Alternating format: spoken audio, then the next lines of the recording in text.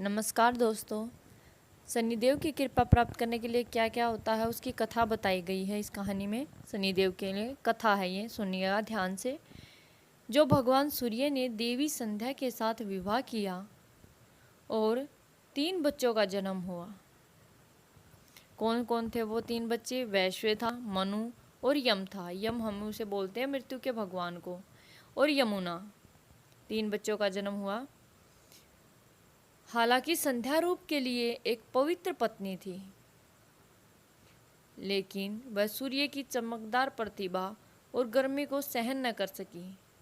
इसलिए वह सूर्य की प्रतिभा का सामना करने के लिए, आवश्यक शक्ति हासिल करने के लिए तपस्या करने की इच्छा भी रखती थी, या अपनी तपस्या के परिणाम स्वरूप हासिल की गई अपनी प्रतिभा को भी आगे बढ़ाना चाहती थी।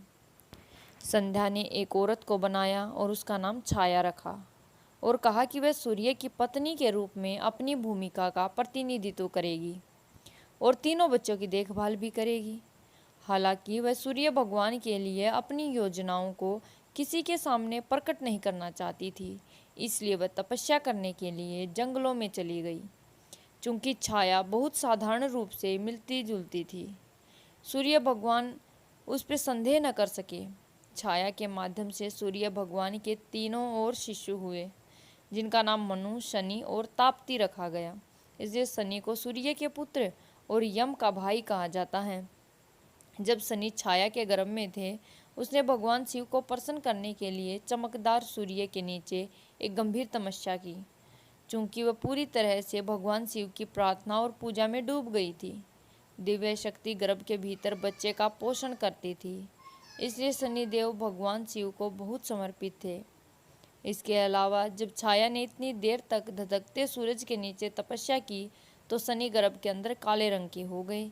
जैसे ही शनिदेव का जन्म हुआ, सूर्य भगवान ने उनके रंग को देखकर तुच्छ जाना और इस बात पर संदेह किया कि क्या शनि का जन्म उसके पास हुआ था।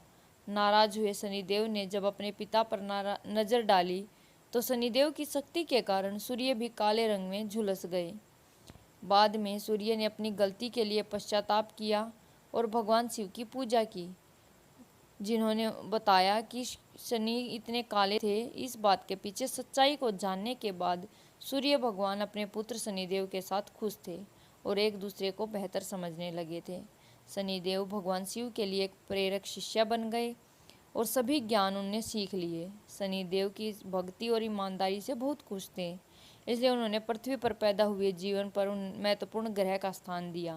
उन्होंने लोगों द्वारा किए गए कर्मों के प्रभाव से विपरीत करने की जिम्मेदारी दी गई। शनिदेव बेहद उदार भगवान हैं, हालांकि कई लोग उन्हें कुरूप से देखते हैं।